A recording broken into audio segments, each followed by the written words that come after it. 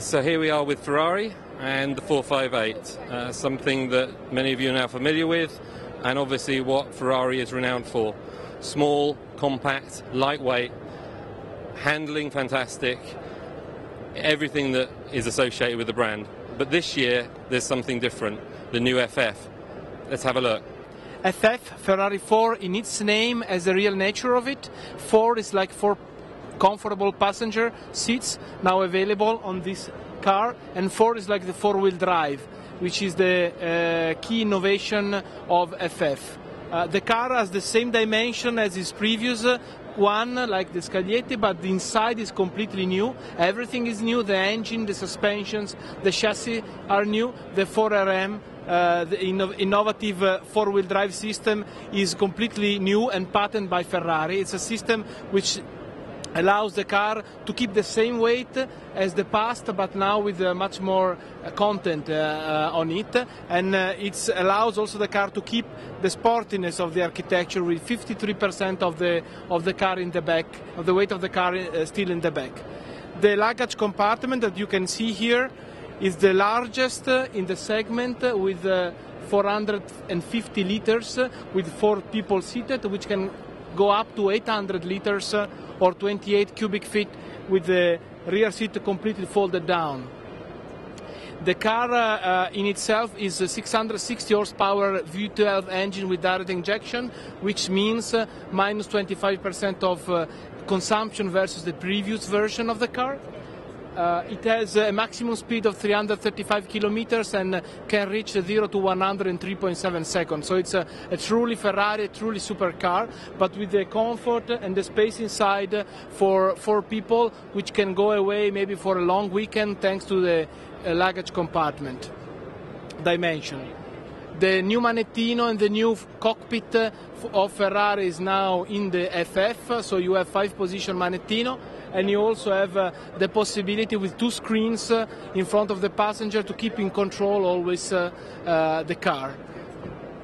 There are a lot of optional available for FF, like a panoramic roof, like a rear and front lifter to lift up the car up to 4 centimeters, and like the front and rear cameras to allow a better maneuvering process. I would say that's the most of it. So a completely new car, innovative. It's both performing but also a true versatile and flexible car, and of course with all the luxury of a 12 GT 2+2 Ferrari.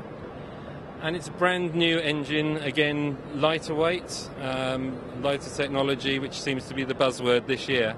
Actually, we are including in FF new technologies like the 4RM, like the dual clutch. It's the first time we're adding the dual clutch gearbox on a 12 cylinder. We have added the direct injection in the engine for reducing the consumption, but working on other parts of the car, we managed to counterweight all these new contents.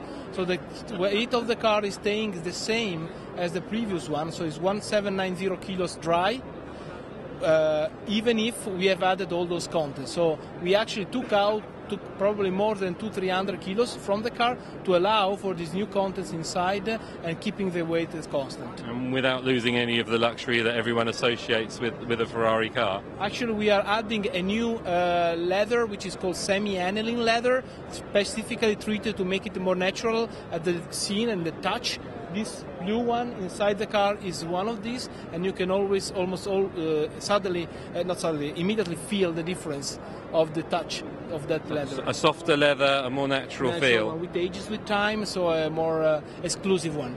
We saw the Curse last year, we see the FF this year. Other models that are coming from Ferrari? Well, as a standard, we are having average life of our products, which normally goes from 5-6 years. So if you make up a little bit of mathematics, you will know which are the one coming next. Normally we do not comment on that, but for sure it's going to be something new also in Frankfurt this September, and something probably new also next Geneva. So it's a constant evolution. Absolutely. We are enlarging and always evolving the range. Nicola, thank you very much for your input and your time. First impressions, very much a Ferrari. Very nice carbon fibre work, which you would expect. Everything seems to be aligned, which is a nice touch. The double screens, central rev counter, Manettino, engine start, indicators on the wheel as we would expect from the 458. Central screen with media and radio. All your AC controls down here, launch control, automatic, reverse, hazards and windows. So it's all very much to hand, all very driver focused as we would expect from Ferrari. With regards to the typical Daytona seats, the leatherwork, the contrast stitching, it's all very much what we know and love Ferrari for. So it's very much the standard package of finishing in terms of Ferrari's level of finish. Headroom is fantastic, actually. For me, there's plenty of room.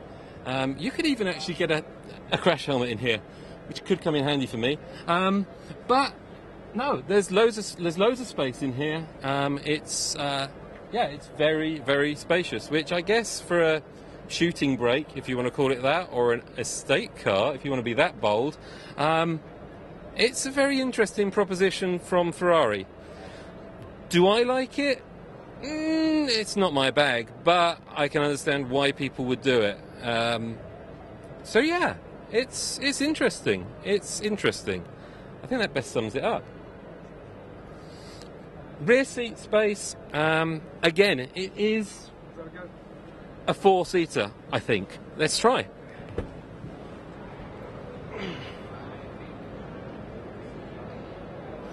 Seats slide forward automatically, which gives you space. And then I'm going to try this now. So, let's see.